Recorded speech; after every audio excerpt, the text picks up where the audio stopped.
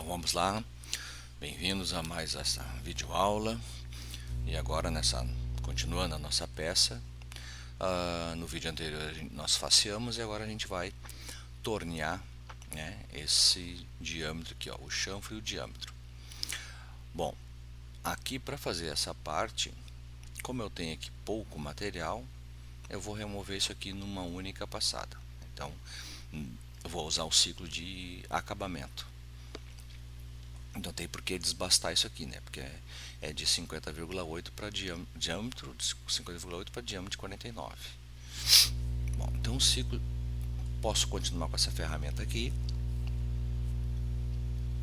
Não preciso ir no banco de dados, vou continuar com ela, só vou pegar o ciclo de acabamento aqui, ó. Esse aqui, ó, acabamento de torneamento.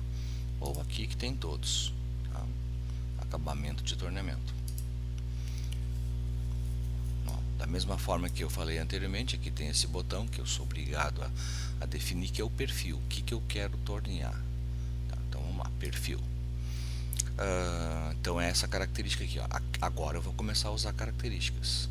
Então essa característica que eu extraí da peça, vou clicar nela, ela fica verde, eu confirmo, tá? E aí vem a próxima pergunta, ó, ou a próxima definição. Selecione o novo ponto de início, ó. Como o clique que eu dei foi próximo desse ponto final, ele já entendeu que é aqui que eu quero começar. Então a geometria da minha ferramenta é isso aqui, ó. Essa geometria de ferramenta tem que tornear daqui, né, da face aqui da direita em direção à placa. Essa ferramenta não consegue tornear daqui, por exemplo, ó. Então agora eu mudei o ponto de início, a ferramenta vai entrar aqui e vai tornear, né, da esquerda para a direita, ó. É só clicar perto dessa região, ó. Esse é o ponto de início, esse é o ponto de início. Ele já define, como eu cliquei aqui, ele já estava certo. Às vezes eu clico mais, se eu clicar aqui, ele vai botar o início aqui, eu trago para cá. É isto? Confirma. E agora ele colocou o ponto final, né? Ali a estrelinha define o ponto final. Confirma também e abre a janela. O que a gente vai preencher aqui, ó? Nós vamos preencher aqui nada de submetal, nada de submetal é acabamento, tá? Nada compensação. Bom, então eu preciso corrigir o raio do inserto, né? Esse raio aqui precisa ser corrigido porque, se vocês lembram da usinagem CNC, né, no torneamento, as partes cônicas e as partes com raio precisa da correção do raio do inserto. Eu vou deixar nenhuma para a gente ver o que acontece e depois a gente ativa. Então esse aqui é o G41, G42, tá? Então aqui, ó, nenhuma correção de raio.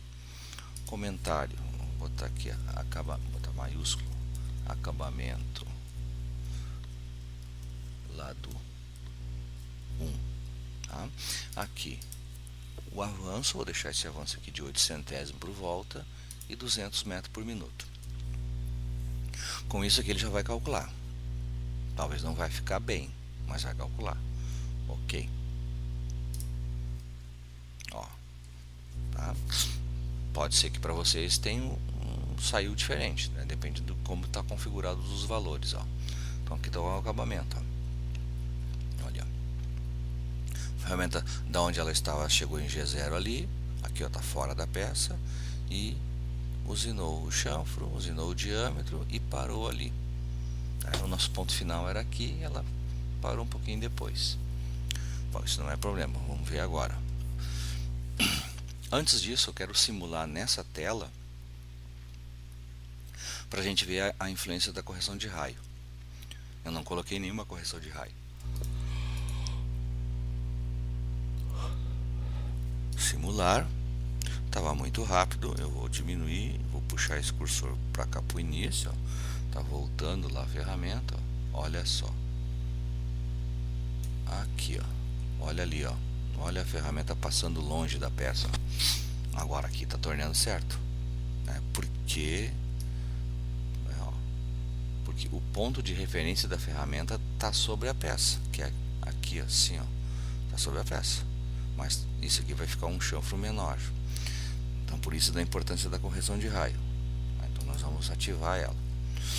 E nós vamos mexer aqui no início, quando ela entrou na peça, e aqui quando ela saiu. Que aliás nesse momento ela nem saiu, ela parou aqui. Então vou editar o acabamento e vou colocar aqui a correção. Aí eu tenho dois tipos: espaçamento controlado. Espaçamento controlado ele vai buscar no aqui essa imagem, ó, ele vai buscar do CNC o valor do raio da ferramenta, né? Ele vai buscar do corretor dela. Esse espaçamento controlado é o que a gente aprende a programar, né? Esse aqui vai ter esse espaçamento controlado, ele vai ter as medidas da peça, mas vai colocar no programa o G41, G42. Então vai aparecer as coordenadas da peça, mas ele vai buscar qual é o raio do inserto e vai fazer com que a ferramenta passe mais para dentro. Ó, vou dar um OK, ó. E ali agora vou simular, vou botar a velocidade mais baixa, vou simular isso aqui, ó. Olha o que vai acontecer ali, ó. Tá vendo? Passou bem rente ao chanfro, ó. Então ele está corrigindo o raio. No programa tem as medidas da peça, mas o CNC corrige a trajetória mais para dentro, né, o ponto de referência para fazer certo ali o raio. A outra correção que existe, né, que é a PathComp,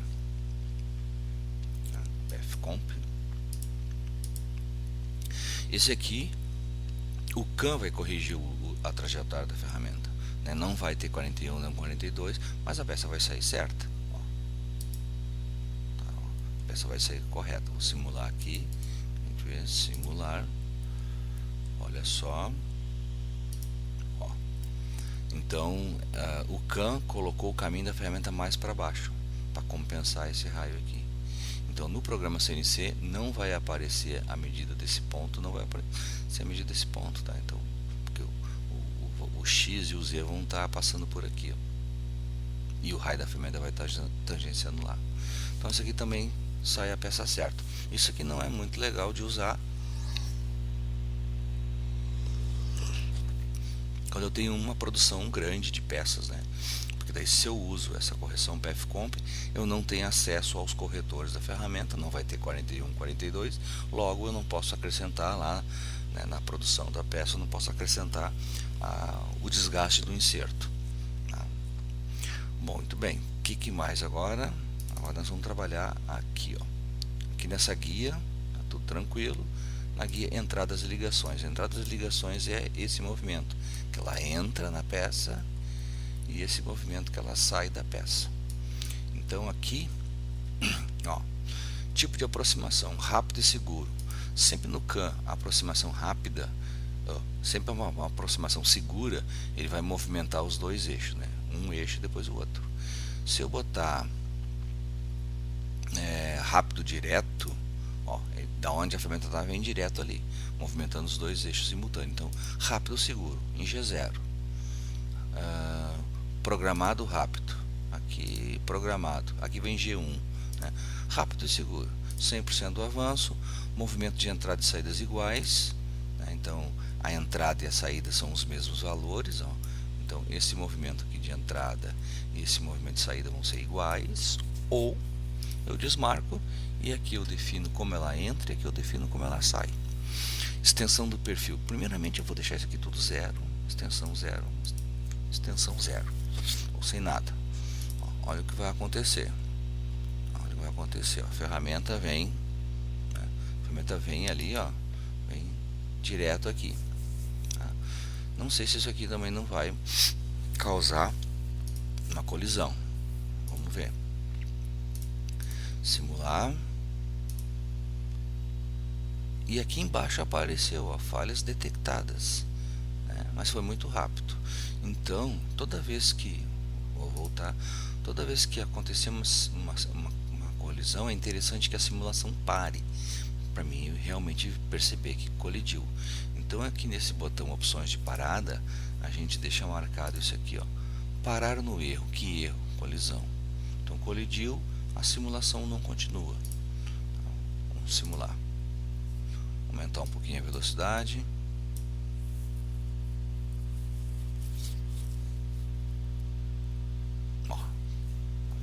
colidiu, ó. Uma colisão em G0 ali no material. Então, por quê? Porque aqui não tem, ele está aproximando direto aqui, ó. Então eu vou colocar um comprimento de entrada, comprimento de entrada, ligações, entrada, comprimento, 1 milímetro. Olha aí, ó, 1 milímetro. Então o caminho da ferramenta estendeu aqui 1 milímetro. Então ela não vai colidir. Tá? Esse G0 aqui vai vir aqui e depois vai ser G1. Bom, comprimento de entrada, e eu tenho lá também um comprimento de saída. E eu tenho também isso aqui, extensão do perfil. Colocar comprimento de entrada 1 e colocar extensão 1, extensão do início 1, né, o efeito parece que vai ser o mesmo ali, ó. Tá vendo? O efeito deu o mesmo. Só que são coisas, apesar de dar o mesmo resultado, são coisas diferentes. Essa extensão do perfil no início e no fim, né, na verdade a gente está aumentando a característica. A característica que ele tirou do 3D, essa característica aqui, ó, eu estou aumentando ela. Então eu aumentei a característica da entrada. Então por isso que a ferramenta chegou aqui, né, não tinha comprimento nenhum. Então a característica que foi aumentada. E no fim também eu posso aumentar aqui, ó, posso aumentar também aqui, ó, vou botar 2, ó, olha lá, ó, espichou mais, ó. Ou seja, não, eu não aumentei a usinagem, eu aumentei a característica, logo a usinagem também foi aumentada. Mas e se eu colocar no comprimento? Se eu colocar comprimento 1, saída, comprimento de entrada 1, comprimento de saída 1, 2 e 2. Cara, então no início vai ter 3 milímetros e no fim vai ter 3 milímetros. Ó, aqui, então aqui ela passou da estrelinha lá, né? Passou 3. E aqui também tem 3. Então nós vamos deixar assim, ó, né? Vamos deixar assim. Comprimento 1, comprimento 0, e aqui nós vamos botar 2 e aqui 1.